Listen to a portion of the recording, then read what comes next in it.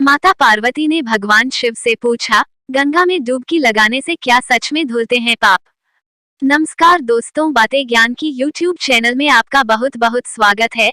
इस चैनल के द्वारा भक्ति, ईश्वर कथा, पौराणिक कथाएं, प्रेरक कहानियां और ज्ञानवर्धक कहानियों का विशेष संकलन आपको मिलेगा और आप ऐसे ही ज्ञानवर्धक वीडियो देख पाएंगे। कृपया चैनल को सब्सक्राइब करें, वीडियो को शेयर करें और अपना बहुमूल्य साथ बनाए रखें। धन्यवाद दोस्तों। भवानी शंकरो वंदे श्रद्धा विश्वास रूपिणो याभ्या विना न पश्यन्ति सिद्धाः स्वान्तः स्थमीश्वरम। भावार्थ, श्रद्धा और विश्वास के स्वरूप श्री पार्वती जी और श्री शंकर जी की मैं वंदना करता हूँ, जिनके बिना सिद्धजन अपने अंतःकरण में स्थित ईश्वर को नहीं देख सकते। गंगा स्नान से पापों का नाश होना बतलाया गया है, परंतु नित्य गंगा स्नान करने वाले लोग भी पाप में प्रवृत्त होते देखे जाते हैं। एक समय शिव जी महाराज पार्वती के साथ हरिद्वार में घूम रहे थे। पार्वती जी ने देखा कि सहस्त्रों मनुष्य गंगा में नहा नहाकर हर हर कहते चले जा रहे हैं, परंतु प्रायः सभी दुखी और पापपरायण हैं। पार्वती जी ने बड़े आश्चर्य से शिव जी से पूछा कि हे देव, गंगा में इतनी बार स्नान करने पर भी इनके पाप और दुखों का नाश क्यों नहीं हुआ? क्या गंगा में सामर्थ्य नहीं रही? शिव जी ने कहा, प्रिय, गंगा में तो वही सामर्थ्य है, परंतु इन लोगों ने पापनाशिनी गंगा में स्नान ही नहीं किया है, तब इन्हें लाभ कैसे हो? पार्वती जी ने आश्चर्य से कहा कि स्नान कैसे नहीं किया? सभी तो नहा नहा कर आ रहे हैं, अभी तक इनके शरीर भी नहीं सूखे हैं। शिव जी ने कहा, ये केवल जल में डुबकी लगाकर आ रहे हैं। तुम्हें कल इसका रहस्य समझाऊंगा। दूसरे दिन बड़े जोर की बरसात होने लगी। गलियां कीचड़ से भर गईं। एक चौड़े रास्ते में एक गहरा गड्ढा था, चारों ओर लपटीला कीचड़ भर रहा था। शिवजी ने लीला से ही वृद्ध रूप धारण कर लिया और दीन विवश की तरह गड्ढे में जाकर ऐसे पड़ गए जैसे कोई मनुष्य चलता चलता गड्ढे में गिर पड़ा हो और निकलने की चेष्टा करने पर भी न निकल पा रहा हो।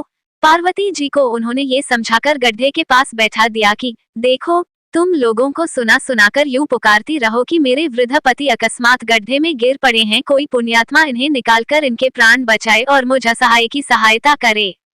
शिवजी ने यह और समझा दिया कि जब कोई गड्ढे में से मुझे निकालने को तैयार हो तब इतना और कह देना कि भाई, मेरे पति सर्वथा निष्पाप हैं, इन्हें वही छुए जो स्वयं निष्पाप हो। यदि आप निष्पाप हैं तो इनके हाथ लगाइए, नहीं तो हाथ लगाते ही आप भस्म हो जाएंगे। पार्वती जी तथास्तु कहकर गड्ढे के किनारे बैठ गईं और आने जाने वालों को सुना सुनाकर शिवजी की सिखाई हुई बात कहने लगी। गंगा में नहाकर लोगों के दल आ रहे हैं। सुंदर युवती को यूं बैठी देखकर कईयों के मन में पाप आया। कई लोग लज्जा से डरे तो कईयों को कुछ धर्म का भय हुआ, कई कानून से डरे। कुछ लोगों ने तो पार्वती जी को ये भी सुना दिया कि मरने दे बुढ़े को, क्यों उसके लिए रोती है। आगे और कुछ दयालु सच्चरित्र पुरुष थे, उन्होंने करुणावश हो युवती के पति को निकालना चाहा, परंतु पार्वती के वचन सुनकर वे भी रुक गए। उन्होंने सोचा कि हम गंगा में नहाकर आए हैं तो क्या हुआ, पापी तो हैं ही, कहीं होम करते हाथ न जल जाएं। बूढ़े को निकालने जाकर इस स्त्री के कथनानुसार हम स्वयं भस्म न हो जाएं। किसी का साहस नहीं हुआ। सैकड़ों आए, सैकड़ों ने पूछा और चले गए। संध्या हो चली। शिवजी ने कहा, पार्वती, देखा, आया कोई गंगा में नहाने वाला। थोड़ी देर बाद एक जवान हाथ में लोटा लिए हर हर करता हुआ निकला। पार्वती ने उसे भी वही बात कही। युवक का हृदय करुणा से भर आया। उसने शिवजी को निकालने की तैयारी की।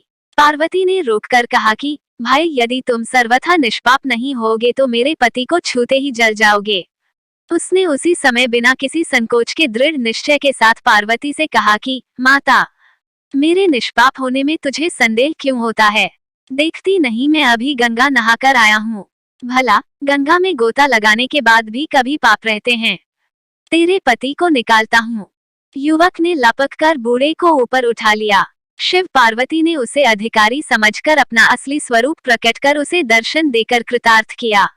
शिवजी ने पार्वती से कहा कि इतने लोगों में से इस एक ने ही गंगा स्नान किया है। इसी दृष्टांत के अनुसार जो लोग बिना श्रद्धा और विश्वास के केवल दंभ के लिए गंगा स्नान करते हैं, उन्हें वास्तविक फल नहीं मिलता, परंतु इसका यह मतलब नहीं कि गंगा स्नान व्यर्थ जाता है। विश्वास के साथ किए गए गंगा स्नान का मिलता है वास्तविक फल। तारांकन विनिश्चित वदामि ते न अन्यथा वचांसी में हरि नरा भजन्ति येति दुस्तर तरंति ते।